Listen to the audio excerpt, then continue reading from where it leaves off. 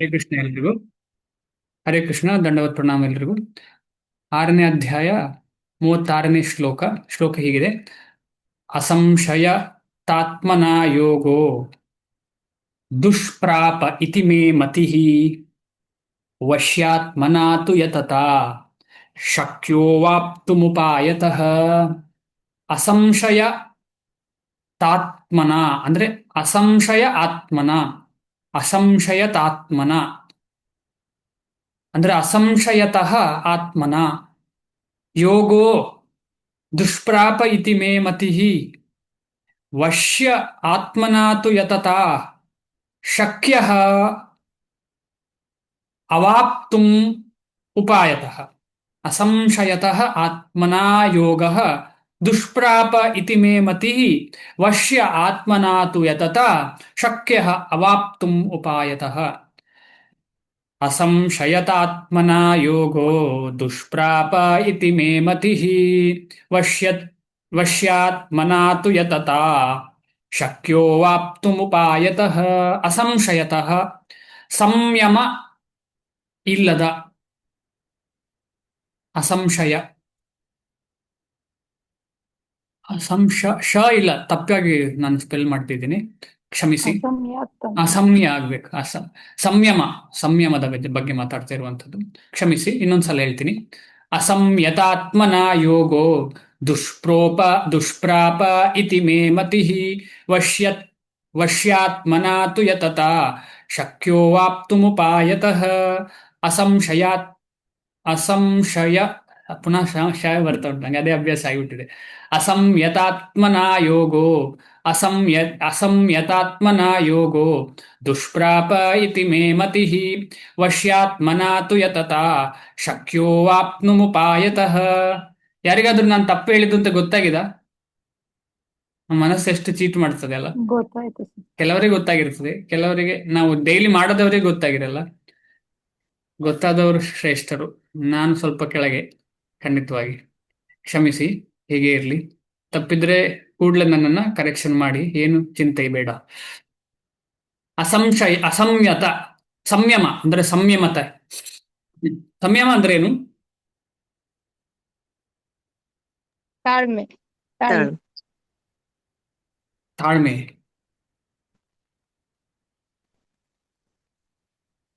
ಸಂಯಮ ತಾಳ್ಮೆಯ? ಇನ್ನೊಂದ್ಸಲ ಚಿಂತನೆ ಮಾಡಿ. ಸಂಯಮ ಅಂದ್ರೆ ಏನು? ತಾಳ್ಮೆ ಇಲ್ಲದಿರುವುದು, ಅದು ಅಸಂಯತ. ನಿಗ್ರಹ. ಯಾರು ಹೇಳಿದ್ದು ಇಂದ್ರಿಯ ನಿಗ್ರಹ ಅಂತ? ಅರೆ ಬೋಲ್, ಇಂದ್ರಿಯ ನಿಗ್ರಹ ಕರೆಕ್ಟ್. ಬೇರೆ ಏನಾದರೂ ಯೋಚನೆ ಉಂಟಾ? ಕಂಟ್ರೋಲ್. ವಿದ್ಯಾವಂತಜಿ ಹೇಳ್ತಿದ್ದಾರೆ ಕಂಟ್ರೋಲ್. ಸಂಯಮ ಅಂದ್ರೆ ಕಂಟ್ರೋಲ್, ಹಿಡಿತದಲ್ಲಿ ಇಟ್ಕೊಳ್ಳುವಂಥದ್ದು. ಕರೆಕ್ಟ್ ಆಯ್ತು. ಈಗ ಮುಂದೆ ಹೋಗ್ತೇನೆ. ಅಸಂಯತ ಸಂಯಮ ಇಲ್ಲದ ಆತ್ಮನ, ಮನಸ್ಸಿನವನಿಂದ. ಕಂಟ್ರೋಲ್ ಇಲ್ಲದ ಮನಸ್ಸು ಏನು ಸಾಧ್ಯ ಇಲ್ಲ. ಅಂತಹ ಕಂಟ್ರೋಲ್ ಇಲ್ಲದ ಮನಸ್ಸು ಇರುವವನಿಗೆ ಏನು ಸಾಧ್ಯ ಇಲ್ಲ? ಆತ್ಮ ಸಾಕ್ಷಾತ್ಕಾರ ಪಡೆಯಲು ಕಷ್ಟಕರ. ಯೋಗ ದುಷ್ಪ್ರಾಪ. ಪ್ರಾಪ ಅಂದ್ರೆ ಸಿಗುವಂಥದ್ದು, ದುಷ್ಪ್ರಾಪ ಅಂತ ಹೇಳಿ ಸಿಗುದಿಲ್ಲ. ಯಾವುದು ಸಿಗುದಿಲ್ಲ? ಯೋಗ ಸಿಗುದಿಲ್ಲ, ಆತ್ಮ ಸಾಕ್ಷಾತ್ಕಾರ ಸಿಗುದಿಲ್ಲ. ಭಗವಂತನ ಭಕ್ತಿಯಲ್ಲಿ ದೃಢ ಆಗ್ಲಿಕ್ಕೆ ಮನಸ್ಸನ್ನ ಕಂಟ್ರೋಲ್ ಮಾಡದವನಿಗೆ ಸಾಧ್ಯ ಇಲ್ಲ ಅಂತ ಹೇಳಿ. ಭಗವಂತನ ಭಕ್ತಿಯಲ್ಲಿ, ಭಗವಂತನ ಸೇವೆಯಲ್ಲಿ ದೃಢ ಆಗ್ಲಿಕ್ಕೆ ಮನಸ್ಸನ್ನ ಸಂಪೂರ್ಣವಾಗಿ ಹಿಡಿತದಲ್ಲಿ ಇಡ್ಲಿಲ್ಲ ಅಂದ್ರೆ ಸಾಧ್ಯ ಇಲ್ಲ. ಇತಿ ಮೇ ಮತಿಃ, ಇದು ನನ್ನ ಅಭಿಪ್ರಾಯ ಅಂತ ಭಗವಂತ ಹೇಳ್ತಾ ಇರೋದು. ಹೀಗೆ ನನ್ನ ಅಭಿಪ್ರಾಯವು ವಶ್ಯ, ನಿಯಂತ್ರಿತವಾದ ಆತ್ಮನ, ಮನಸ್ಸಿನಿಂದ, ಕಂಟ್ರೋಲ್ ಆದ ಮನಸ್ಸಿನಿಂದ, ತೂ ಆದರೆ, ಯತತಾ ಪ್ರಯತ್ನಿಸುವನಿಂದ, ಶಕ್ಯ ಸಾಧ್ಯವು, ಅವಾಪ್ತುಂ ಪಡೆಯಲು, ಉಪಾಯತಃ ಯೋಗ್ಯ ವಿಧಾನಗಳಿಂದ. ಅಂದರೆ ಕಂಟ್ರೋಲ್ ಮನಸ್ಸಿಟ್ಟುಕೊಂಡು ನಿಯಮಿತವಾದ ಅಭ್ಯಾಸದ ಮೂಲಕ ಆತ್ಮ ಸಾಕ್ಷಾತ್ಕಾರ ಪಡೆಯಲು ಸಾಧ್ಯ ಅಂತ. ಫಸ್ಟ್ ಇದು ನೆಗೇಷನ್, ಸಾಧ್ಯ ಇಲ್ಲ ಅಂತ ಹೇಳಿ. ಎರಡನೇದು ಸಾಧ್ಯ ಉಂಟು ಅಂತ. ಸಾಧ್ಯ ಇಲ್ಲ ಯಾವಾಗ? ನಮ್ಮ ಮನಸ್ಸು ನಮ್ಮ ಬುದ್ಧಿಯ ಹಿಡಿತದಲ್ಲಿ ಇಲ್ಲದಿದ್ರೆ ಯೋಗದಲ್ಲಿ ಸ್ಥಿರರಾಗಲಿಕ್ಕೆ ಸಾಧ್ಯ ಇಲ್ಲ. ಅದು ಸಿಗುವುದು ಕಷ್ಟಕರ. ಆದರೆ ಯಾರು ವಶ್ಯ ಯಾರು ಕಂಟ್ರೋಲ್ ಮಾಡಿದ್ದಾರೆ, ಸಂಪೂರ್ಣವಾಗಿ ತನ್ನ ಮನಸ್ಸನ್ನ ಹಿಡಿತದಲ್ಲಿ ಇಟ್ಕೊಂಡಿದ್ದಾನೆ, ಪ್ರಯತ್ನ ಪಡ್ತಾ ಇದ್ದಾನೆ, ಅಂಥವನಿಗೆ ಪ್ರಯತ್ನ ಮುಖೇನ ಅಭ್ಯಾಸ ಮಾಡ್ತಾ ಇರುವವನಿಗೆ ಸಾಧ್ಯ, ಶಕ್ಯ ಸಿಗುವುದು ಸಾಧ್ಯ. ಮುಂದೆ ಹೋಗ್ತೀನಿ. ಅನುವಾದ. ಶಿಲಪ್ರಭುಪಾದರಿಗೆ ಜಯವಾಗಲಿ. ಮನಸ್ಸಿಗೆ ಕಡಿವಾಣ ಹಾಕಲಾರದವನಿಗೆ ಆತ್ಮ ಸಾಕ್ಷಾತ್ಕಾರವು ಕಷ್ಟ. ಆದರೆ ಯಾರ ಮನಸ್ಸು ನಿಯಂತ್ರಣದಲ್ಲಿ ಇರುತ್ತದೋ ಮತ್ತು ಯಾರು ಯೋಗ್ಯವಾದ ರೀತಿಗಳಲ್ಲಿ ಪ್ರಯತ್ನಿಸುವರೋ ಅವರಿಗೆ ಯಶಸ್ಸು ಖಂಡಿತ. ಇದು ನನ್ನ ಅಭಿಪ್ರಾಯ. ಈಗ ನನ್ನ ಪ್ರಶ್ನೆ, ಈ ಯೋಗ್ಯವಾದ ರೀತಿ ಯಾವುದು?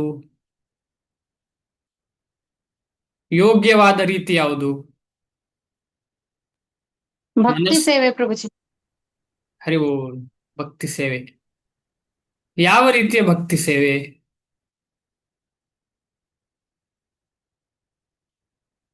ಯಾವ ರೀತಿಯ ಭಕ್ತಿ ಸೇವೆ?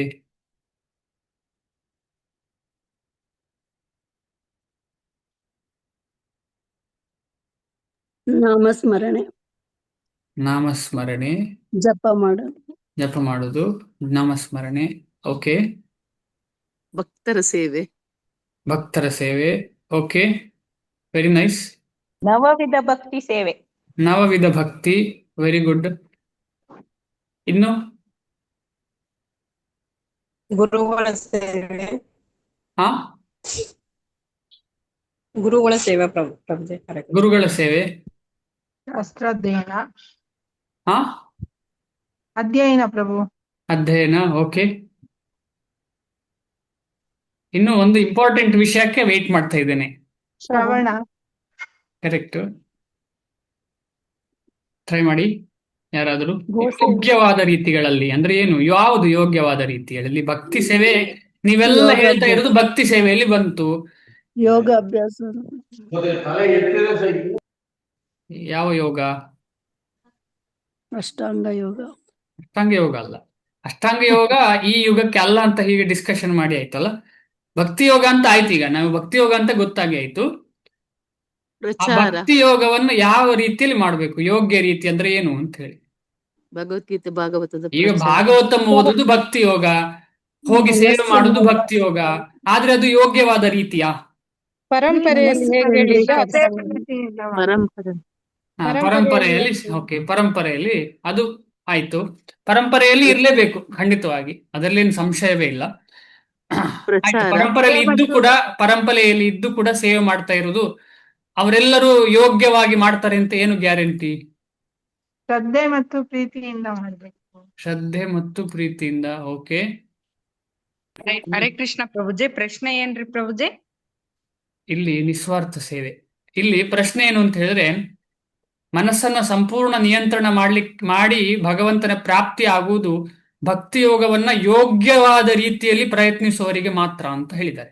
ಇದು ಅರ್ಥ ಮಾಡೋದು ತುಂಬಾ ಇಂಪಾರ್ಟೆಂಟ್. ಇಲ್ಲಿ ಅಷ್ಟಾಂಗ ಯೋಗದ ಬಗ್ಗೆ ಮಾತಾಡ್ತಾ ಇರುವಂತದ್ದು. ಆದ್ರೆ ಈ ಕಾಲಕ್ಕೆ ಅಷ್ಟಾಂಗ ಆಗುದಿಲ್ಲ.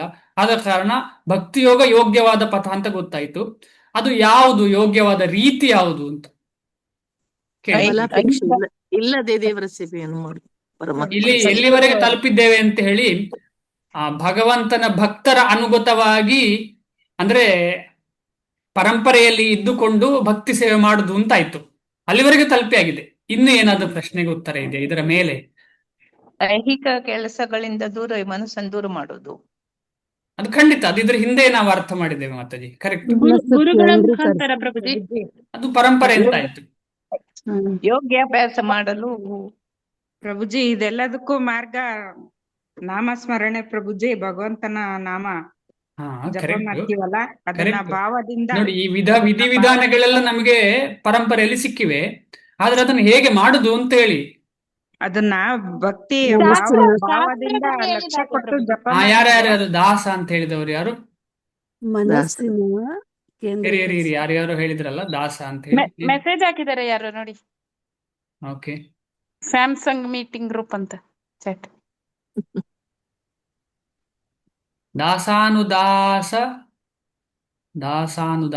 ದಾಸಾನುದಾಸರಾಗಿ ಸೇವೆ ಮಾಡುವುದು ಪ್ರಭು. ಹರಿ ಓಂ. ಎಲ್ಲಿವರೆಗೆ ನಾವು ಈ ಸ್ಥಿತಿಗೆ ತಲುಪುದಿಲ್ಲ ಮಾತಾಜಿ ಹೇಳಿದ ಹಾಗೆ, ಅಲ್ಲಿಯ ತನಕ ಅದು ಯೋಗ್ಯವಾದ ರೀತಿ ಆಗುದಿಲ್ಲ.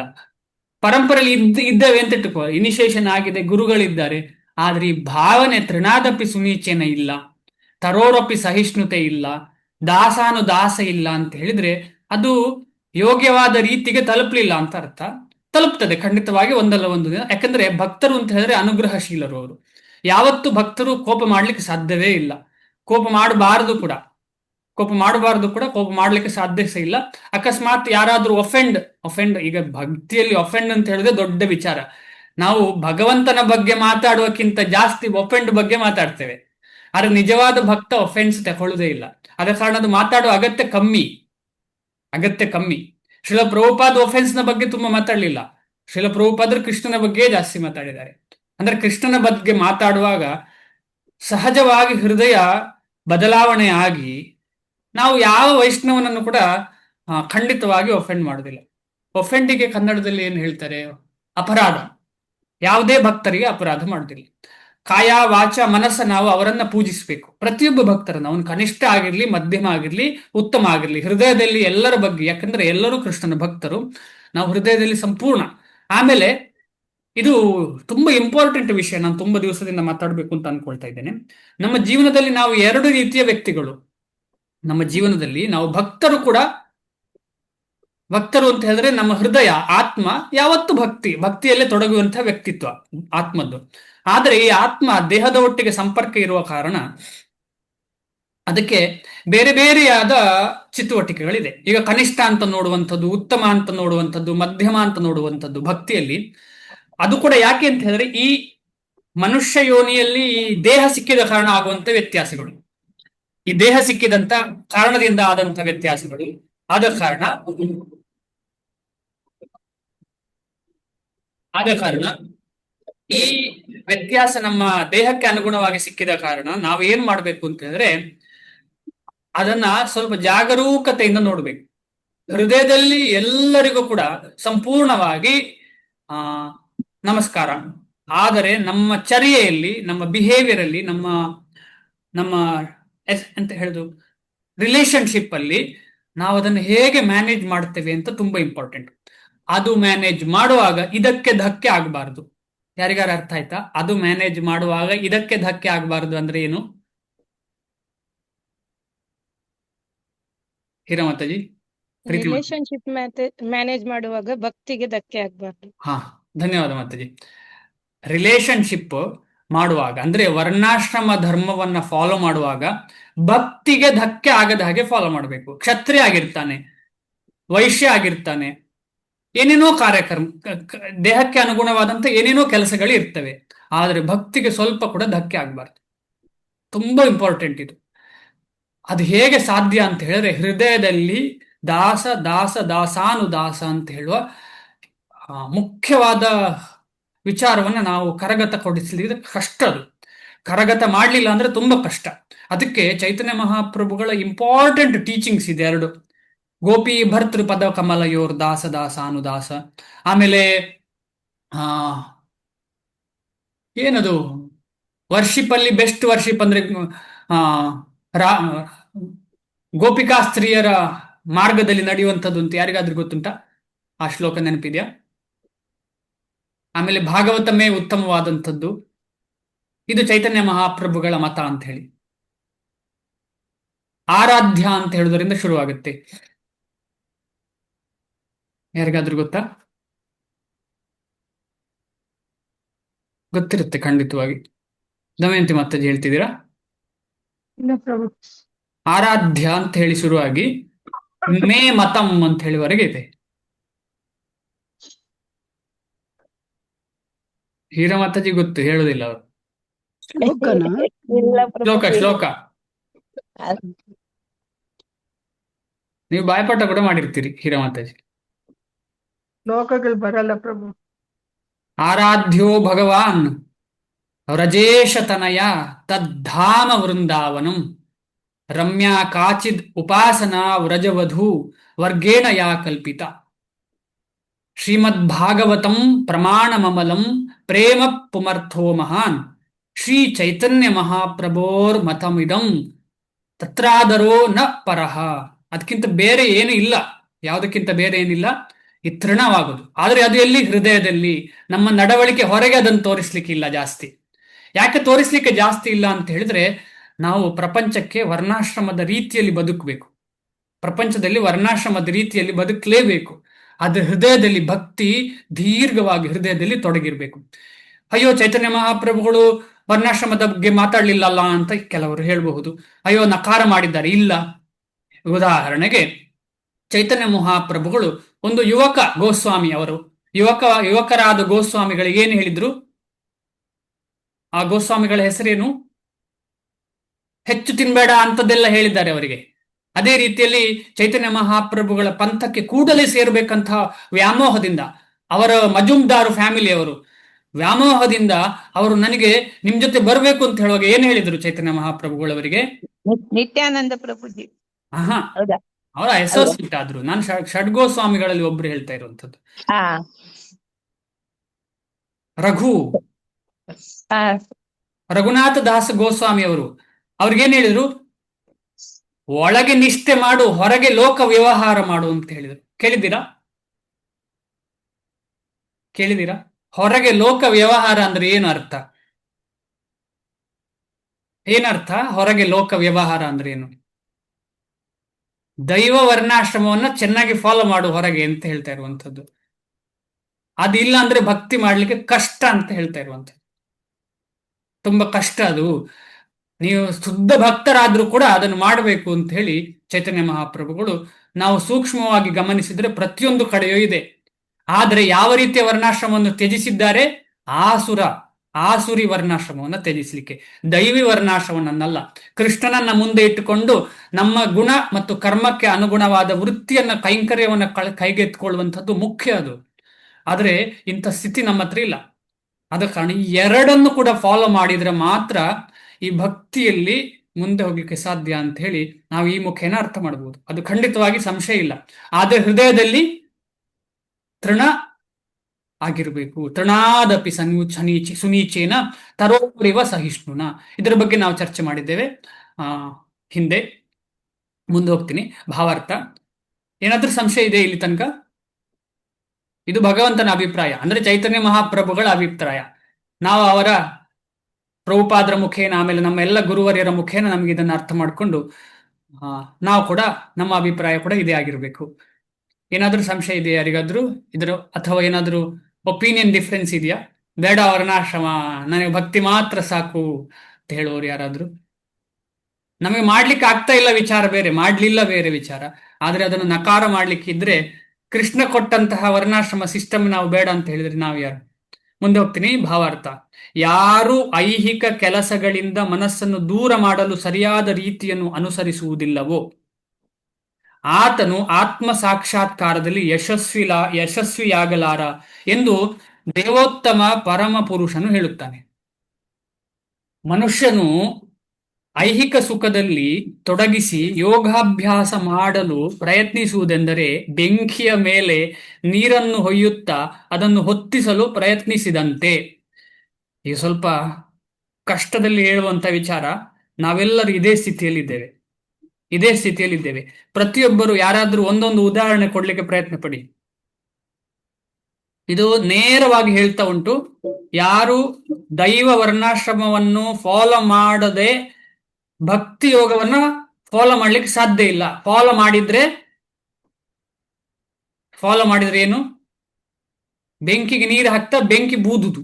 ಒಂದು ಸೈಡಿಂದ ಮಗು ನೀರು ಹಾಕ್ತಾ ಉಂಟು, ಇನ್ನೊಂದು ಸೈಡಿಂದ ಅಪ್ಪ ಬೆಂಕಿ ಊದ್ತಾ ಇದ್ದಾನೆ.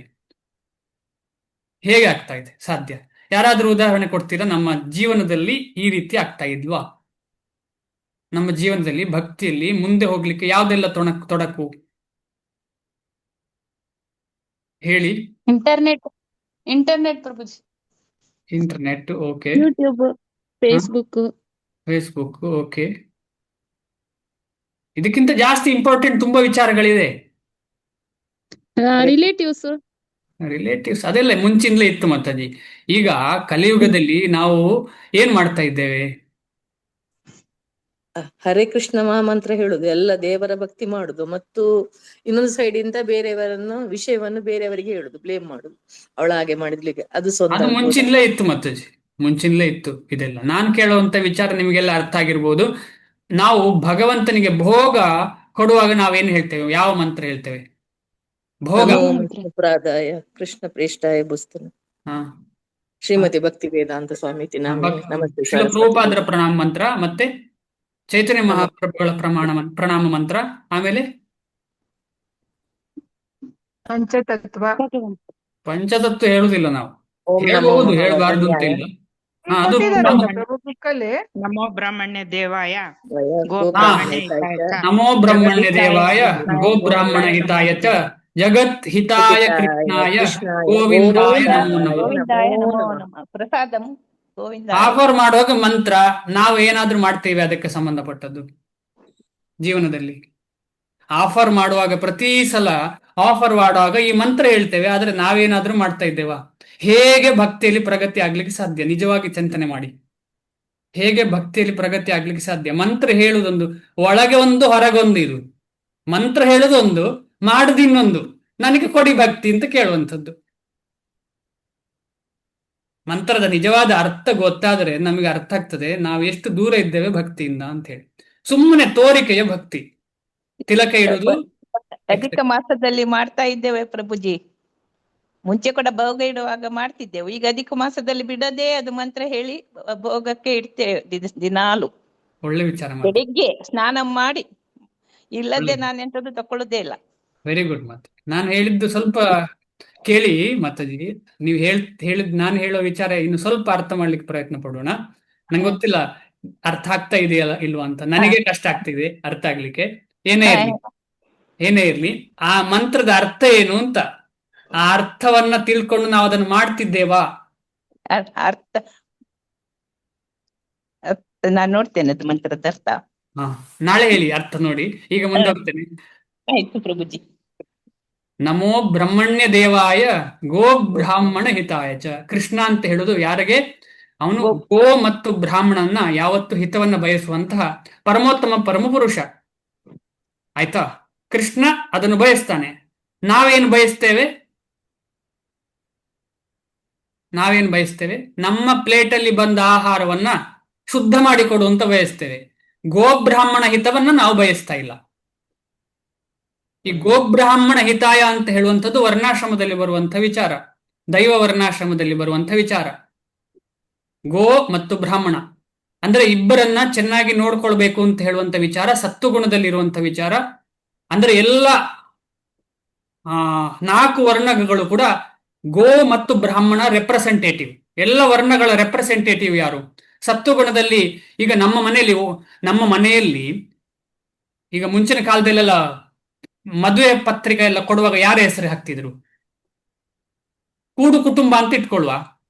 ಒಬ್ಬ ದೊಡ್ಡ ವ್ಯಕ್ತಿಗೆ 10 ತಮ್ಮಂದಿರು ಅಣ್ಣಂದಿರು ಎಲ್ಲ ಇರ್ತಾರೆ. ಯಾರ ಹೆಸರು ಹಾಕ್ತಿದ್ರು? ಮನೆಯ ಯಜಮಾನನ ಹೆಸರು. ಒಬ್ಬನ ಹೆಸರಲ್ಲ, ಮತ್ತು ಕುಟುಂಬ ಅಂತ ಹಾಕ್ತಿದ್ರು. ಅದೇ ರೀತಿಯಲ್ಲಿ ಮನುಕುಲಕ್ಕೆ, ಮನುಷ್ಯನಿಗೆ ಹೆಡ್ ಯಾರು? ಬ್ರಾಹ್ಮಣ. ಅಂದ್ರೆ ಎಲ್ರಿಗೂ ಆಯ್ತದು. ಆಮೇಲೆ ಪ್ರಾಣಿ ಕುಲಕ್ಕೆ ಹೆಡ್ ಯಾರು? ಗೋಮಾತೆ. ಎಲ್ರದ್ದಾಯ್ತು. ಗೋ ಬ್ರಾಹ್ಮಣ ಅಂದ್ರೆ ಇಡೀ ಸೃಷ್ಟಿ ಆಯ್ತು. ಇಡೀ ಸೃಷ್ಟಿಯದ್ದು ಹೆಸರು ಹೇಳಿ ಆಯ್ತು, ಒಂದೇ 2 ಹೆಸರಿಂದ. ಆದ್ರೆ ನಾವು ಅದರಿಂದ ಹಿಂದೆ ಹೋಗ್ತಿದ್ದೇವೆ. ಆದ ಕಾರಣ ನಮಗೆ ಭಕ್ತಿಯಲ್ಲಿ ಪ್ರಗತಿ ಸಿಗ್ತಾ ಇಲ್ಲ. ತುಂಬಾ ಇಂಪಾರ್ಟೆಂಟ್ ಇದು, ತುಂಬಾ ಇಂಪಾರ್ಟೆಂಟ್. ಅದಕ್ಕೆ ಅಷ್ಟು ಸಮಯ ತಗೊಳ್ತಾ ಇರೋದು ಅದಕ್ಕೆ. ಆದ ಕಾರಣ ನಾವು ಇದರ ಬಗ್ಗೆ ಸ್ವಲ್ಪ ಚಿಂತನೆ ಮಾಡೋಣ. ನಾವು ಹೃದಯದಲ್ಲಿ ಆದ್ರೂ ಇದರ ಕಡೆ, ಅಂದ್ರೆ ಈಗ ನಾವು ನೋಡಿ, ಉದಾಹರಣೆಗೆ ಯಾರಾದ್ರೂ ಬಂದ್ರೆ ಇಮಿಡಿಯೇಟ್ ನಾವು ಹಣ ಕೊಡ್ತೇವೆ ಕೃಷ್ಣನಿಗೆ ಅಂತ ಹೇಳಿ. ಗೋಮಾತೆಗೆ ಗೋಶಾಲೆ ಕಟ್ಲಿಗೆ ಬೇಡ, ಅಥವಾ ಏನೋ ಈ ರೀತಿಯ ಚಿಂತನೆ ಆದ್ರೆ ಬೇಡ ಅಂತ ಅನ್ನಿಸ್ತದೆ. ಅಷ್ಟಗತ್ತಿಲ್ಲ. ಈಗ ನನ್ನ ಉದ್ದೇಶ ಏನು ಅಂತ ಹೇಳಿದ್ರೆ, ಎಲ್ಲೆಲ್ಲಿ ಗೋಮಾತೆ, ಅದರಲ್ಲಿ ಕೂಡ ನಮ್ಮ ಭಕ್ತರು ಎಲ್ಲೆಲ್ಲಿ ಗೋಸೇವೆ ಮಾಡ್ಲಿಕ್ಕೆ ಅಥವಾ ಏನಾದರೂ ಪ್ರಯತ್ನ ಪಡ್ತಿದ್ದಾರೆ, ಯಾರೇ ಆಗಲಿ ಅವರು ಶುದ್ಧ ಭಕ್ತರು, ಅದರಲ್ಲಿ ಏನು ಸಂಶಯ ಇಲ್ಲ. ಯಾಕಂತಂದ್ರೆ ಅವರು ಕೃಷ್ಣನ ಯೋಜನೆಗೆ ಸಮರ್ಪಕವಾಗಿ ಮಾಡ್ಲಿಕ್ಕೆ ಪ್ರಯತ್ನ ಪಡುವವರು. ಅವರ ಹತ್ತಿರ ಹೋಗಿ ಅವರಿಗೆ ನಾವು ಸೇವೆ ಮಾಡಿದರೆ ಖಂಡಿತವಾಗಿ ಭಕ್ತಿಯಲ್ಲಿ ಮುಂದೆ ಹೋಗ್ಲಿಕ್ಕೆ ಸಾಧ್ಯ. ಯಾಕಂದ್ರೆ ಭಕ್ತಿ ಮಾಡ್ತಾ ಇದ್ದೇವೆ ಅಲ್ಲ, ನಾವು ಹರೇ ಕೃಷ್ಣ ಮಂತ್ರ ಮಾಡ್ತಿದ್ದೇವೆ, ಓದ್ತಾ ಇದ್ದೇವೆ, ಎಕ್ಸೆಟ್ರಾ ಆಗ್ತಾನೆ ಇದೆ. ಆದ್ರೆ ಅದು ಫಾಸ್ಟ್ ಆಗ್ತಾ ಇಲ್ಲ, ಕ್ಯಾಟಲಿಸ್ಟ್ ಆಗ್ತಾ ಇಲ್ಲ. ಆ ಕೆಟಲಿಸ್ಟ್ ಆಗ್ಬೇಕಿದ್ರೆ ಇದು ಮಾಡ್ಲೇಬೇಕು. ಅಂದ್ರೆ ತಿಂಗಳಲ್ಲಿ ಒಮ್ಮೆ ಆದ್ರೂ ಇಂತಹ ಸೇವೆ ಮಾಡುವಂಥವರನ್ನ ಗುರುತಿಸಿ ಅವರ ಸೇವೆ ಮಾಡಲಿಕ್ಕೆ, ಅವರ ಮನೆಗೆ ಹೋಗಿ ಅವರ ಗೋಮಾತೆಯ ಸೇವೆ ಮಾಡಲಿಕ್ಕೆ ಪ್ರಯತ್ನ ಪಡೋದು ತುಂಬಾ ಒಳ್ಳೆಯ ವಿಚಾರ ನಮ್ದು. ಆದ ಕಾರಣ ಇಲ್ಲಿ ಯೋಗ ಅಭ್ಯಾಸ ಅಂತ ಹೇಳಿದ್ರೆ ಇದು ಎರಡು ಕೂಡ, ಅಂದ್ರೆ ಎರಡು ಧರ್ಮವನ್ನ ಕೂಡ ಫಾಲೋ ಮಾಡುವಂಥದ್ದು ಯೋಗ ಅಭ್ಯಾಸ. ಅದಕ್ಕೆ ಸಂಯಮ ಅಂತ ಹೇಳುವಂಥದ್ದು. ಮನಸ್ಸಿನ ಸಂಯಮವಿಲ್ಲದ ಯೋಗಾಭ್ಯಾಸ ಎಂದರೆ ವ್ಯರ್ಥ ಕಾಲಹರಣ. ಈಗ ನಾವು ಹೇಳಿದಂತಹ ಯೋಗಾಭ್ಯಾಸದಲ್ಲಿ 1 ಇಂಚು ಕಾಲಹರಣ ಇಲ್ಲ, ವ್ಯರ್ಥವೇ ಅಲ್ಲ, ಎಂಥದೂ ವ್ಯರ್ಥ ಇಲ್ಲ.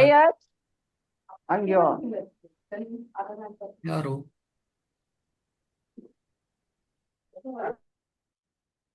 ಓಕೆ, ಮುಂದೆ ಹೋಗ್ತೀನಿ. ಯೋಗದ ಇಂತಹ ಹೊರತೋರಿಕೆಯು ಪ್ರಾಪಂಚಿಕವಾಗಿ ಲಾಭದಾಯಕವಾಗಿರಬಹುದು. ಇದು ಕೂಡ ತುಂಬಾ ಇಂಪಾರ್ಟೆಂಟ್. ಯೋಗದ ಇಂತಹ ಹೊರತೋರಿಕೆಯು ಪ್ರಾಪಂಚಿಕವಾಗಿ ಲಾಭದಾಯಕವಾಗಿರಬಹುದು. ನಾವು ಭಕ್ತರು ಅಂತ ಹೊರಗೆ ತೋರಿಸುವುದು 2 ರೀತಿಯ ಲಾಭ. ಒಂದು ರೀತಿಯ ಲಾಭ ತುಂಬಾ ಭಕ್ತರು ನಮಗೆ ಅಟ್ರಾಕ್ಟ್ ಆಗ್ಬೋದು. ಎರಡನೆಯದು ಲಾಭ ಏನು ಅಂತ ಹೇಳಿದ್ರೆ ನಮ್ಮ ಈಗೋ ಬೂಸ್ಟ್ ಆಗುವಂಥದ್ದು. ನಮ್ಮ ಈಗೋ ನಾನು ಇಷ್ಟು ಭಕ್ತನನ್ನು ಮಾಡಿದ್ದೇನೆ, ಇಷ್ಟು ಡಿವೋಟಿಸ್ ಆದ್ರು ಅಂತ ಹೇಳಿ. ಆದ ಕಾರಣ ಇದರ ಬಗ್ಗೆ ಸ್ವಲ್ಪ ಕೇರ್ಫುಲ್ ಆಗಿ ನಾವು ಮುಂದೆ ಹೋಗ್ಬೇಕು. ಆದರೆ ಆತ್ಮ ಸಾಕ್ಷಾತ್ಕಾರದ ಮಟ್ಟಿಗೆ ಅದು ನಿಷ್ಪ್ರಯೋಜಕ. ಈ ರೀತಿಯ ಚಿಂತನೆಗಳು ನಿಷ್ಪ್ರಯೋಜಕ. ನಿಜವಾದ ಪ್ರಯೋಜನ ಯಾವುದು? ನಿಜವಾದ ಪ್ರಯೋಜನ ಯಾವುದು ಅಂತ ಹೇಳಿದ್ರೆ ಶ್ರೀಲ ಪ್ರಭುಪಾದರು ಕೊಟ್ಟಂತಹ ವಿಚಾರಗಳನ್ನ ಅವರ ಶಿಷ್ಯಂದಿರು ಎಲ್ಲರೂ ತಗೊಂಡು ನಮಗೆ ಕೊಡ್ತಾ ಇದ್ದಾರೆ. ಶ್ರೀಲ ಪ್ರಭುಪಾದರು ಕೊಟ್ಟಂತಹ ವಿಚಾರವನ್ನ, ಅದು ಅಷ್ಟು ಸ್ಟ್ರಾಂಗ್, ಅದು ನಮಗೆ ನೋಡ್ಲಿಕ್ಕೆ ಗೊತ್ತಾಗೋದಿಲ್ಲ, ಅರ್ಥ ಆಗೋದಿಲ್ಲ. ಆದರೆ ಶ್ರೀಲ ಪ್ರಭುಪಾದರು ಶಿಷ್ಯಂದಿರು ನಮಗೆ ಕೊಟ್ಟಿದ್ದಾರೆ. ಅದನ್ನ ನಾವು ಚೆನ್ನಾಗಿ ಫಾಲೋ ಮಾಡಿ ಅದನ್ನು ಇತರರಿಗೂ ಕೊಡ್ಲಿಕ್ಕೆ ಪ್ರಯತ್ನ ಉಂಟಲ್ಲ, ಅದು ತುಂಬಾ ಇಂಪಾರ್ಟೆಂಟ್. ಅದೇ ನಮ್ಮ ಜೀವನದ ಯೋಗ. ಅದೇ ಬೇರೆಲ್ಲ ಮಾಡ್ತಾ ಇರಬಹುದು, ಆಸನಗಳು ಮಾಡ್ತಾ ಇರಬಹುದು, ಅಡಿಗೆ ಮಾಡ್ತಾ ಇರಬಹುದು, ಎಲ್ಲ ಮಾಡ್ತಾ ಇರಬಹುದು. ಆದರೆ ಈ ಗುರು ಕೊಟ್ಟಂತಹ ಶ್ರೀಲ ಪ್ರಭುಪಾದರು ಕೊಟ್ಟಂತಹ ವಿಚಾರಗಳನ್ನ ಹೃದಯದಲ್ಲಿ ತಕೊಂಡು ಅದನ್ನ ಎಲ್ಲರಿಗೆ ಪಸರಿಸಿ ಪುನಃ ಈ ಭಕ್ತಿ ಪಥವನ್ನ ಮರುಸ್ಥಾಪನೆ ಮಾಡುವಂತಹ ಕಾರ್ಯದಲ್ಲಿ ನಾವು ಕೂಡ ತೊಡಗಿದ್ರೆ ಅದು ನಿಜವಾದ ಯೋಗ. ಯಾಕಂದ್ರೆ ಯೋಗ ಅಂತ ಹೇಳುವ ಪದ ಅಂತ ಹೇಳಿದ್ರೆ ಕೃಷ್ಣನೊಟ್ಟಿಗೆ ಸಂಬಂಧ ಅಂತ ಹೇಳಿ. ಗುರುವಿನ ಜೊತೆ ಯಾವಾಗ ನಮಗೆ ಸಂಬಂಧ ಇರ್ತದೆ ಆಗ ಅದು ಕೃಷ್ಣನ ಜೊತೆ ಸಂಬಂಧ ಇದೆ ಅಂತ ಅರ್ಥ. ಯಾವಾಗ ನಮಗೆ ಗುರುವಿನ ಒಟ್ಟಿಗೆ ಸಂಬಂಧ ಇದೆ, ಸಂಪೂರ್ಣವಾಗಿ ಅವನ ವಚನಗಳನ್ನ ನಾವು ಫಾಲೋ ಮಾಡ್ಲಿಕ್ಕೆ ಪ್ರತಿದಿನವೂ ಪ್ರಯತ್ನ ಪಡ್ತಿದ್ದೇವೆ, ಆಗ ನಮಗೆ ಕೃಷ್ಣನ ಜೊತೆ ಸಂಬಂಧ ಇದೆ, ಅವನ ವಚನವನ್ನೇ ಫಾಲೋ ಮಾಡ್ತಾ ಇದ್ದೇವೆ ಅಂತ ಅರ್ಥ. ಬೇರೆ ಏನು ಸಂಶಯ ಇರ್ಲಿಕ್ಕಿಲ್ಲ. ಆದುದರಿಂದ ಭಗವಂತನ ಆಧ್ಯಾತ್ಮಿಕ ಪ್ರೀತಿಪೂರ್ವಕ ಸೇವೆಯಲ್ಲಿ ಮನಸ್ಸನ್ನು ನಿರಂತರವಾಗಿ ತೊಡಗಿಸಿ ಅದನ್ನು ನಿಯಂತ್ರಿಸಬೇಕು. ಭಗವಂತನ ಪ್ರೀತಿಪೂರ್ವಕ ಸೇವೆ ಅಂತ ಹೇಳಿದ್ರೆ ಭಗವಂತನ ಭಕ್ತರ ಮತ್ತು ಭಗವಂತನ ಪರಿಕರರ ಸಂಪೂರ್ಣ ಸೇವೆ. ಈಗ ಗೋಮಾತೆ ಅಂತ ಹೇಳಿದ್ರೆ ಭಗವಂತನ ಪರಿಕರೆ, ಅವಳ ಸೇವೆ. ಪರಿಕರ ಹೇಗೆ ಅಂತ ಹೇಳಿದ್ರೆ ಭಗವಂತನಿಗೆ ಹಾಲು ಕೊಡುದು ಯಾರು? ಮಾತೆ, ಗೋಮಾತೆ. ಹಾಲು ಕೊಡುದು ಗೋಮಾತೆ. ಆ ಗೋಮಾತೆ ಕೊಡುವಂತ ಹಾಲಿಂದ ಭಗವಂತನಿಗೆ ತುಷ್ಟಿ ಪುಷ್ಟಿ ಆಗತ್ತೆ. ಆ ತುಷ್ಟಿ ಪುಷ್ಟಿಯಾಗಿ ಏನಾಗ್ತದೆ, ಭಗವಂತ ತನ್ನ ಲೀಲೆಗಳನ್ನು ಮಾಡ್ತಾನೆ. ಹಾಗೆ ಅಂತ ಹೇಳಿ ಹಾಲಿನ ಮೇಲೆ ಡಿಪೆಂಡ್ ಇದೆ ಅಂತಲ್ಲ, ಇದು ಪ್ರೀತಿಯ ಒಂದು ಸಂಬಂಧ ಗೋಮಾತೆ ಮತ್ತು ಭಗವಂತನದ್ದು. ಕೃಷ್ಣ ಪ್ರಜ್ಞೆಯಲ್ಲಿ ಆ ರೀತಿಯಲ್ಲಿ ನಾವು ಆ ಗೋಮಾತೆಯ ಸೇವೆ ಮಾಡಬೇಕು. ಕೃಷ್ಣ ಸಂಬಂಧವನ್ನು ನೋಡುತ್ತೇವೆ ನಾವಾಗ. ಕೃಷ್ಣ ಪ್ರಜ್ಞೆಯಲ್ಲಿ ತೊಡಗದಿರುವ ಮನುಷ್ಯನು ಮನಸ್ಸನ್ನು ಒಂದೇ ಸಮನೆ ಹತೋಟತೆಯಲ್ಲಿಡಲಾರ. ತುಂಬಾ ಇಂಪಾರ್ಟೆಂಟ್ ಇದು ಕೂಡ. ಕೃಷ್ಣ ಪ್ರಜ್ಞೆಯಲ್ಲಿ ತೊಡಗದೇ ಇರುವ ಮನುಷ್ಯನು ಮನಸ್ಸನ್ನು ಒಂದೇ ಸಮನ ಹತೋಟಿಯಲ್ಲಿಡಲಾರ. ತುಂಬಾ ಇಂಪಾರ್ಟೆಂಟ್. ಈಗ ಶ್ರೀಲ ಪ್ರಭುಪಾದರು ಒಂದು ಲೆಕ್ಚರ್ ಅಲ್ಲಿ ಹೇಳ್ತಾರೆ, ಈಗ ತುಂಬಾ ಯೋಗ ಸೆಂಟರ್ಗಳೆಲ್ಲ ಇವೆ, ತುಂಬಾ ಯೋಗ ಸೆಂಟರ್. ಆ ಸಮಯದಲ್ಲೂ ಇತ್ತು, ಈಗಲೂ ಇದೆ. ಎಷ್ಟೋ ಯೋಗ ಸೆಂಟರ್ಗಳಿವೆ. ಅಲ್ಲಿ ಆಯ್ತು, ಪರಮಾತ್ಮನ ಕೃಷ್ಣ ಅಂತ ತಿಳ್ಕೊಂಡು ಧ್ಯಾನ ಮಾಡುವವರಿದ್ರೆ ಒಳ್ಳೆದೇ ವಿಚಾರ ಅಂತ ಹೇಳ್ತಾರೆ ಶ್ರೀಲ ಪ್ರಭು. ಅದಕ್ಕೆ ನಾವು ಎಂಕರೇಜ್ ಮಾಡ್ತೇವೆ. ಆದ್ರೆ ಎಷ್ಟು ಜನ ಮಾಡ್ತಾರೆ? 100ರಲ್ಲಿ ಒಬ್ಬ ಸಹ ಇಲ್ಲ, 1,00,000ದಲ್ಲಿ ಒಬ್ಬ ಸಹ ಇಲ್ಲ. ಕೃಷ್ಣ ಅಂತ ಹೇಳಿ, ಪರಮಾತ್ಮ ಅಂತ ಹೇಳಿ ಧ್ಯಾನ ಮಾಡ್ಲಿಕ್ಕೆ ಪ್ರಯತ್ನ ಪಡುವಂತವ್ರು ಕಮ್ಮಿ. ಯಾವ್ದ್ರ ಬಗ್ಗೆ ಧ್ಯಾನ ಮಾಡ್ತಾ ಇದ್ದಾರೆ? ಏನು ಇಲ್ಲ, ಶೂನ್ಯ ಅಂತ ಹೇಳುದು ಧ್ಯಾನ. ಯಾವುದೋ ಒಂದು ಪಾಯಿಂಟ್ ಅನ್ನು ಇಟ್ಟುಕೊಂಡು ಧ್ಯಾನ, ಯಾವುದೋ ಕಲರ್ ಅನ್ನು ಇಟ್ಟುಕೊಂಡು ಧ್ಯಾನ, ಯಾವುದೋ ಬೆಟ್ಟವನ್ನು ಇಟ್ಟುಕೊಂಡು ಧ್ಯಾನ, ಯಾವುದೋ ಒಂದು ವಿಚಾರಗಳನ್ನು ಇಟ್ಟುಕೊಂಡು ಧ್ಯಾನ ಮಾಡುವಂತ ಇದಕ್ಕೆ ಶ್ರೀಮದ್ ಭಗವದ್ಗೀತೆಯಲ್ಲಿ ಹೇಳಿದೆ, ಇದು ತುಂಬಾ ದುಃಖಕರ, ಅಂದ್ರೆ ತುಂಬಾ ಕಷ್ಟಕರವಾದ ಮಾರ್ಗ. ಶ್ಲೋಕ ಯಾರಿಗಾದ್ರೂ ನೆನಪಿದೆಯಾ? ಕ್ಲೇಶ ಅಧಿಕತರಹ ಏಷಾಂ ಅವ್ಯಕ್ತ ಚೇತಸ. ಯಾರು ಅವ್ಯಕ್ತ, ವ್ಯಕ್ತ ಅಂತ ಹೇಳಿದ್ರೆ ಭಗವಂತ ವ್ಯಕ್ತ ಆಗ್ತಾನೆ ನಮಗೆ. ಮೂರ್ತಿ ಮುಖಾಂತರ, ಭಗವಂತನ ಅರ್ಚಾ ವಿಗ್ರಹದ ಮುಖಾಂತರ ನಮಗೆ ವ್ಯಕ್ತ ಆಗ್ತಾನೆ. ಆ ವ್ಯಕ್ತ ಮುಖಾಂತರ ನಾವು ಫೋಕಸ್ ಮಾಡಿದ್ರೆ ನಮಗೆ ಸುಲಭ. ಅವ್ಯಕ್ತ ಅಂತ ಹೇಳಿದ್ರೆ ಯಾವುದೋ ಒಂದು ಶೂನ್ಯವನ್ನ ಗ್ರಹಿಸುವಂಥದ್ದು, ಯಾವುದನ್ನು ಊಹೆ ಮಾಡುವಂಥದ್ದು. ಆ ಊಹಾಪೋಹಕ ಚಿಂತನೆಗಳಿದೆಯಲ್ಲ, ಇದಕ್ಕೆ ಅವ್ಯಕ್ತ ಅಂತ ಹೇಳುತ್ತೆ. ಅವ್ಯಕ್ತ ಅಂತ ಹೇಳಿದ್ರೆ ಕಷ್ಟವೇ, ಅದರಲ್ಲಿ ಮುಂದೆ ಹೋಗ್ಲಿಕ್ಕೆ ಕಷ್ಟ ಅಂತ. ಆದ ಕಾರಣ ಇಂತಹ ವಿಚಾರದಲ್ಲಿ ಯಾರು ಪ್ರೋಗ್ರೆಸ್ ಆಗ್ಲಿಕ್ಕೆ ಪ್ರಯತ್ನ ಪಡ್ತಿದ್ದಾರೆ ಅವರು ಬೀಳುವುದೇ ಕೆಳಗೆ, ಯಾಕಂದ್ರೆ ಅವರ ಮನಸ್ಸು ಕಂಟ್ರೋಲ್ಗೆ ಬರುವುದಿಲ್ಲ. ಆದ ಕಾರಣ ಕೃಷ್ಣ ಪ್ರಜ್ಞೆಯಲ್ಲಿ ತೊಡಗುದು ಅಂತ ಹೇಳಿದ್ರೆ ಇದನ್ನೆಲ್ಲ ಬಿಟ್ಟು ಕೃಷ್ಣನ ಸೇವೆ, ಕೃಷ್ಣನ ಧ್ಯಾನ, ಕೃಷ್ಣನ ನಾಮಸ್ಮರಣೆ ನೀವೆಲ್ಲ ಹೇಳಿದ ಹಾಗೆ ಮಾಡಿದ್ರೆ ಖಂಡಿತವಾಗಿ ಮನಸ್ಸನ್ನು ಸಂಪೂರ್ಣವಾಗಿ ಹತೋಟಿಯಲ್ಲಿ ಇಡ್ಲಿಕ್ಕೆ ಸಾಧ್ಯ. ಯಾಕೆ ಅಂತ ಹೇಳಿದ್ರೆ first Krishna consciousness process is to purify our consciousness. Krishna consciousness ಅಂತ ಹೇಳಿದ್ರೆ ಅರ್ಥ ಏನು? ಮೊದಲು ಅದು ನಮ್ಮ ಚಿತ್ತವನ್ನ ಶುದ್ಧಿ ಮಾಡುವಂತ ಪ್ರಕ್ರಿಯೆ. ಮತ್ತೆ ಕೃಷ್ಣ ಪ್ರಜ್ಞೆ ತಗೊಂಡ ಕೂಡಲೇ ಚಿತ್ತ ಶುದ್ಧಿ ಶುರು ಆಯ್ತು, ಚೇತೋದರ್ಪಣ ಶುರು ಆಯ್ತು. ಆಮೇಲೆ ಆ ಚೇತೋದರ್ಪಣ ಶುರು ಆದ ಮೇಲೆ ಇನ್ನು ಸೇವೆ ಮಾಡ್ತಾ ಮಾಡ್ತಾ ಕೃಷ್ಣನ ಮೇಲೆ ಪ್ರೀತಿ, ಭಕ್ತರ ಮೇಲೆ ಪ್ರೀತಿ ಬೆಳೆದು ಸಂಬಂಧ ಶುರು ಆಗ್ತದೆ, ಸಂಬಂಧ ಜ್ಞಾನ ಶುರು ಆಗ್ತದೆ. ಅದ ಕಾರಣ ಸಂಬಂಧ ಜ್ಞಾನ ಅಂತ ಹೇಳುವಂಥದ್ದು ಸಿಗ್ಬೇಕಿದ್ರೆ ಫಸ್ಟಿಗೆ ಶುದ್ಧರಾಗಬೇಕು.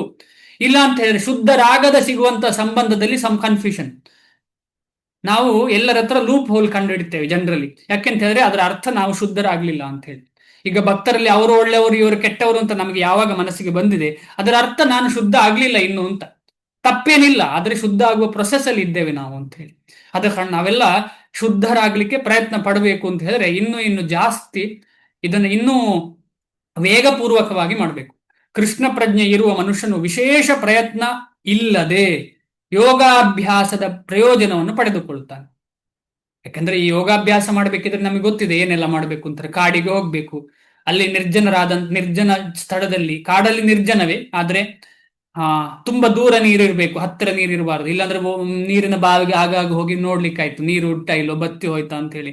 ಆ ರೀತಿ ಯಾವುದೇ ತೊಂದರೆ ಅಂದ್ರೆ ಯಾವುದೇ ಮನಸ್ಸು ಕಲಕದಂತಹ ಜಾಗ ಇಲ್ಲಿ ಒಂದು ಕುಟೀರ ಕಟ್ಟಿಕೊಂಡು ಒಬ್ಬನೇ ಕೂತ್ಕೊಂಡು ಹಿಂದೆ ಗುರು ಹೇಳಿದ ವಿಚಾರವನ್ನ ಮನಸ್ಸಿನಲ್ಲಿ ಇಟ್ಟುಕೊಂಡು ಅಭ್ಯಾಸ ಮಾಡ್ಬೇಕು.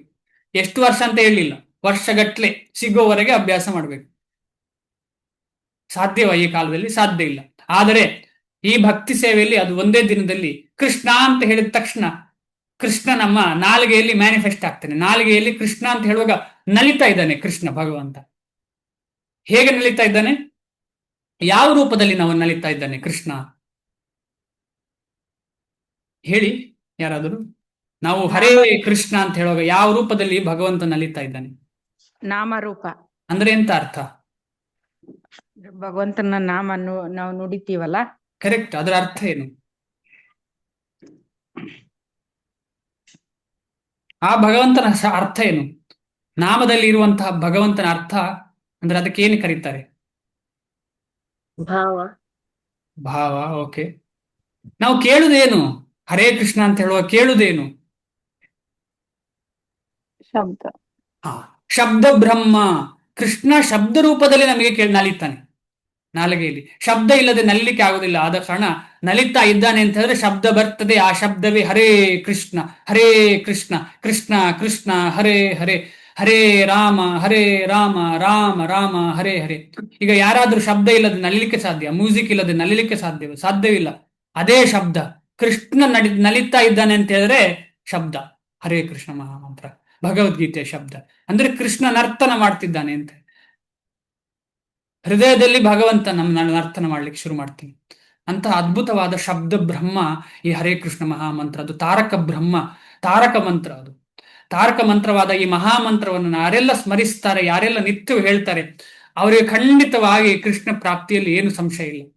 ಆದರೆ ಯಾವುದೇ ರೀತಿಯ ಅಪರಾಧ ಮಾಡಬಾರದು. ಸ್ಪೆಸಿಫಿಕಲಿ ಗುರೋರವಜ್ಞ ಅಂತ ಹೇಳ್ತಾರೆ. ಗುರು ಯಾರು ನಮ್ಮ ಶ್ರೀಲ ಪ್ರಭುಪಾದರು ಏನೆಲ್ಲ ಹೇಳಿದ್ದಾರೆ ಅದನ್ನೆಲ್ಲ ಪಾಲನೆ ಮಾಡ್ಲಿಕ್ಕೆ ಪ್ರಯತ್ನ. ವರ್ಣಾಶ್ರಮ ಧರ್ಮವನ್ನು ಪಾಲನೆ ಮಾಡ್ಲಿಕ್ಕೆ ಪ್ರಯತ್ನ. ಆಮೇಲೆ ಪುಸ್ತಕವನ್ನ ಜಾಸ್ತಿ ಎಲ್ಲ ಎಲ್ಲಿ ನಮ್ಗೆ ಎಷ್ಟಾಗ್ತದೆ ಅಷ್ಟು ಎಲ್ಲವನ್ನ ಮಾಡ್ಲಿಕ್ಕೆ ಪ್ರಯತ್ನ. ಇದನ್ನ ನಮ್ಮ ಆಚಾರ್ಯರು ಎಲ್ಲರೂ ಮಾಡ್ತಿದ್ದಾರೆ. ಯಾವುದನ್ನು ಕೂಡ ಅದು ಇಂಪಾರ್ಟೆಂಟ್ ಅಲ್ಲ, ಇದು ಇಂಪಾರ್ಟೆಂಟ್ ಅಲ್ಲ ಅಂತ ಹೇಳಿದ್ರು. ಆದ್ರೆ ಈ ಕಷ್ಟಕರ ಸಂದರ್ಭದಲ್ಲಿ ಇನ್ನು ಕಷ್ಟಕರ ಸಂದರ್ಭವೇ ಬರುವಂಥದ್ದು. ಏನು ಕಷ್ಟಕರ ಸಂದರ್ಭ? ತಿನ್ಲಿಕ್ಕೆ ಹೊಡೆದಾಡ್ತೇವೆ, ಆಹಾರ ಸರಿ ಸಿಗುವುದಿಲ್ಲ, ಇಂಥದ್ದೆಲ್ಲ ಸ್ಥಿತಿ ಬರುವ ಸಂದರ್ಭದಲ್ಲಿ ಭಕ್ತರ ಶ್ರೇಯಸ್ಸಿಗೋಸ್ಕರ ನಾವೆಲ್ಲರೂ ಕೃಷಿ ಗೋರಕ್ಷೆಯನ್ನ ಇನ್ನು ಜಾಸ್ತಿ ಜಾಸ್ತಿ ಉತ್ತೇಜನ ಕೊಡಬೇಕು. ಇದು ಶ್ರೀಲ ಪ್ರಭುಪಾದರ 4ನೇ ವಿಚಾರ. ಶ್ರೀಲ ಪ್ರಭುಪಾದರು ಹೇಳಿದಂತಹ 4ನೇ ವಿಚಾರ ಏನಂತ ಹೇಳಿದ್ರೆ, ಕೃಷಿ ಮತ್ತು ಗೋರಕ್ಷೆಯನ್ನ ಜಾಸ್ತಿ ಜಾಸ್ತಿ ಮಾಡಬೇಕು ಅಂತ ಹೇಳಿ. ಕೃಷಿ ಗೋರಕ್ಷೆಯನ್ನ ಜಾಸ್ತಿ ಮಾಡಿದಷ್ಟೇ ನಾವೆಲ್ಲ ಏನ್ ಮಾಡ್ತೇವೆ, ನಿರಾಳವಾಗಿ ಭಕ್ತಿ ಮಾಡ್ಲಿಕ್ಕೆ ಸಾಧ್ಯ. ಇಲ್ಲದ್ರೆ ಸಾಧ್ಯ ಇಲ್ಲ. ನಿರಾಳವಾಗಿ ಭಕ್ತಿ ಮಾಡ್ಲಿಕ್ಕೆ ಕಷ್ಟ ಸಾಧ್ಯ. ಅದು ವಿಶೇಷ ಪ್ರಯತ್ನವಿಲ್ಲದೆ ಯೋಗಾಭ್ಯಾಸದ ಪ್ರಯೋಜನವನ್ನು ಪಡೆದುಕೊಳ್ಳುತ್ತಾನೆ. ಆದರೆ ಕೃಷ್ಣ ಪ್ರಜ್ಞೆ ಇಲ್ಲದೆ ಯೋಗ ಅಭ್ಯಾಸಿಯು ಯಶಸ್ವಿಯಾಗಲಾರ. ಅಂದ್ರೆ ಆಸನಾದಿಗಳನ್ನು ಮಾಡಿ ಯಾರಾದ್ರೂ, ಅಥವಾ ಜ್ಞಾನ ಯೋಗವನ್ನ ಅಥವಾ ಕರ್ಮಯೋಗವನ್ನ ಫಾಲೋ ಮಾಡಿ ಯಾರಿಗಾದ್ರೂ ಕೃಷ್ಣ ಪ್ರಜ್ಞೆ ಇಲ್ಲ ಅಂತ ಹೇಳಿದ್ರೆ, ನೈಷ್ಕರ್ಮ್ಯಂ ಅಪಿ ಅಚ್ಯುತ ಭಾವವರ್ಜಿತಂ ನ ಶೋಭತೆ ಜ್ಞಾನಂ ಅಲಂ ನಿರಂಜನಂ. ಶ್ರೀಮದ್ ಭಾಗವತಂ ಹೇಳ್ತದೆ, ಯಾರಿಗೆ ಎಲ್ಲ ಮಾಡ್ತಿದ್ದಾರೆ ಅಷ್ಟಾಂಗ ಯೋಗ ಅಭ್ಯಾಸ, ಆಮೇಲೆ ಜ್ಞಾನ ಯೋಗದ ಅಭ್ಯಾಸ, ಕರ್ಮಯೋಗದ ಅಭ್ಯಾಸ ಮಾಡ್ತಿದ್ದಾರೆ, ಆದ್ರೆ ಅವನಿಗೆ ಕೃಷ್ಣ ಅಂತ ಹೇಳಿದ್ರೆ ಯಾರು ಅಂತಲೇ ಗೊತ್ತಿಲ್ಲ. ಅಂದ್ರೆ ಅರ್ಥ ಏನು, ಅವನಿಗೆ ಎಳ್ಳಿನಷ್ಟು ಕೂಡ ಡೆವಲಪ್ ಆಗ್ಲಿಲ್ಲ ಭಕ್ತಿಯಲ್ಲಿ ಅವನು, ಅಥವಾ ಭಕ್ತಿ ಯೋಗವನ್ನ ಟಚ್ಚೇ ಮಾಡ್ಲಿಲ್ಲ. ಅಂತವನಿಗೆ ಅವನು ಮಾಡಿದ ಯೋಗದಲ್ಲಿ ಸಿದ್ಧಿ ಆಗ್ಲಿಕ್ಕೆ ಸಾಧ್ಯವಿಲ್ಲ. ಸಿದ್ಧಿ ಹೊರನೋಟದ ಸಿದ್ಧಿ ಆಗಿರ್ತದೆ. ಆ ಹೊರನೋಟದ ಸಿದ್ಧಿಯಿಂದ ಭಗವತ್ ಪ್ರಾಪ್ತಿ ಆಗುದಿಲ್ಲ. ಆದ ಕಾರಣ ಅವನು ಪುನಃ ಪುನಃ ಇಲ್ಲಿ ಬರ್ಬೇಕಾಗ್ತದೆ. ಅದಕ್ಕಿಂತ ಶ್ರೀಲ ಪ್ರಭುಪಾದರು ಹೇಳ್ತಾರೆ, ಕಸ ಗುಡಿಸುವವನು ಬೆಟರ್ ಅಂತ ಹೇಳಿ. ದಾರಿಯಲ್ಲಿ ಸುಮ್ಮನೆ ಕಸ ಗುಡಿಸುವವನು, ಕೃಷ್ಣ ಕೃಷ್ಣ ಅಂತ ಹೇಳಿ ಕಸ ಗುಡಿಸುವವನು ಬೆಟರ್ ಅವನು. ಯಾಕೆಂದ್ರೆ ಯಾವುದೋ ಒಂದು ಭಗವಂತನ ನಾಮಸ್ಮರಣೆ ಮಾಡ್ತಾ ಇರ್ತಾನೆ ಅವನು. ಇಲ್ಲಿ ತರ್ಕದಿಂದ ಅಥವಾ ಯೋಗ ಮುಖಾಂತರ ಸಾಧನೆಯಿಂದ ಕೃಷ್ಣನೇ ಇಲ್ಲ ಅಂತ ಅಲ್ಲಗಳುವಂತ ವ್ಯಕ್ತಿಗಿಂತ ಸುಮ್ಮನೆ ಸಿಂಪಲ್ ವ್ಯಕ್ತಿತ್ವ ಇರುವವನು ಬಹು ಮೇಲು. ಅವನಿಗೆ ಖಂಡಿತವಾಗಿ ಭಗವತ್ ಪ್ರಾಪ್ತಿ ಆಗ್ತದೆ. ಇದಕ್ಕೆ ಉದಾಹರಣೆಗಳು ಕೂಡ ಕೇಳಿದ್ದೇವೆ ನಾವು. ಒಂದು ಸಲ ಒಂದು ಎಕ್ಸಾಂಪಲ್ ಕೂಡ ಕೇಳಿದ್ದೇವೆ. ಬ್ರಾಹ್ಮಣ ಕೇಳ್ತಾನಂತೆ, ನನಗೆ ಯಾವಾಗ ಭಗವಂತನ ಪ್ರಾಪ್ತಿ ಆಗ್ತದೆ ಅಂತ ಹೇಳಿ. ಇನ್ನೊಬ್ಬ ಬಟ್ಟೆ ಹೊಲಿಯೋನೋ ಚಪ್ಪಲಿ ಹೊಲಿಯೋನೋ ಕೇಳ್ತಾನಂತೆ, ನನಗೆ ಯಾವಾಗ ಭಗವಂತನ ಪ್ರಾಪ್ತಿ ಆಗ್ತದೆ ಅಂತ ಹೇಳಿ. ನಾರದ ಮುನಿಗಳು ಕೇಳಿ ಬರುವಾಗ ಹೇಳ್ತಾರಂತೆ,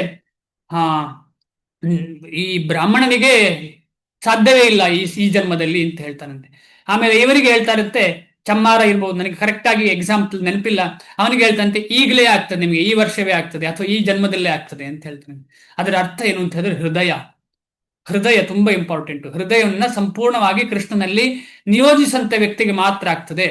ಅಥವಾ ಈ ಭೌತಿಕ ಜ್ಞಾನವನ್ನು ಇಟ್ಟುಕೊಂಡು ನಾವು ಯಾವ ಚಿಂತನೆ ಮಾಡ್ತಿದ್ದೇವೆ ಅದಲ್ಲ, ಅದು ಯೋಗವೇ ಅಲ್ಲ, ಅದಂತೂ ಭಕ್ತಿ ಯೋಗವೇ ಇಲ್ಲ. ಈ ಭೌತಿಕ ಜ್ಞಾನ ಎಷ್ಟಿದ್ರೂ ಕೂಡ ಅದು ಕ್ಷಣಿಕ. ನಿಜವಾದ ಜ್ಞಾನ ಅಂತ ಹೇಳಿದ್ರೆ ಜ್ಞೇಯ ಅಂತ ಹೇಳ್ತಾರೆ ಅದನ್ನು ಶ್ರೀಮದ್ ಭಗವದ್ಗೀತೆಯಲ್ಲಿ. ಅಂದ್ರೆ ಭಗವಂತನ ಬಗ್ಗೆ ತಿಳಿಯುವಂತಹ ಒಂದು ಪ್ರೇರೇಪಣೆ ಸಿಗುವಂಥದ್ದನ್ನ ಜ್ಞೇಯ ಅಂತ ಹೇಳ್ತಾರೆ. ಆ ಜ್ಞೇಯ ಸಂಪತ್ತು ನಮ್ಮ ಹತ್ರ ಇದ್ರೆ ನಮಗೆ ಭಗವಂತನ ಸೇವೆ ಇನ್ನೂ ಮಾಡಬೇಕು, ಭಗವಂತನ ಪ್ರಾಪ್ತಿ ಆಗ್ಬೇಕು ಅಂತ ಹೃದಯದಲ್ಲಿ ಜಾಸ್ತಿ ಜಾಸ್ತಿ ಅನ್ನಿಸ್ಲಿಕ್ಕೆ ಶುರು ಆಗ್ತದೆ. ಅಂತಹ ಅನಿಸಿಕೆ ನಮಗೆಲ್ಲ ಬಂದ್ರೆ ಅದು ನಮಗೆ ಭಾಗ್ಯ, ನಮ್ಮ ಭಾಗ್ಯ. ಇವತ್ತು ಇದೊಂದೇ ಶ್ಲೋಕ ಮಾಡೋಣ. ಇನ್ನೊಂದು ಶ್ಲೋಕ ನೆಕ್ಸ್ಟ್ ಕ್ಲಾಸಲ್ಲಿ ಡಿಸ್ಕಷನ್ ಮಾಡೋಣ. ಏನಾದ್ರೂ ಪ್ರಶ್ನೆ ಅಥವಾ ಏನಾದ್ರೂ ನಾನು ಹೇಳಿದ್ರಲ್ಲಿ ತಪ್ಪಿದ್ರೆ ದಯವಿಟ್ಟು ಹೇಳಿ, ಸಂಕೋಚ ಇಲ್ಲದೆ ಹೇಳಿ. ಹರೇ ಕೃಷ್ಣ ಪ್ರಭುಜಿ.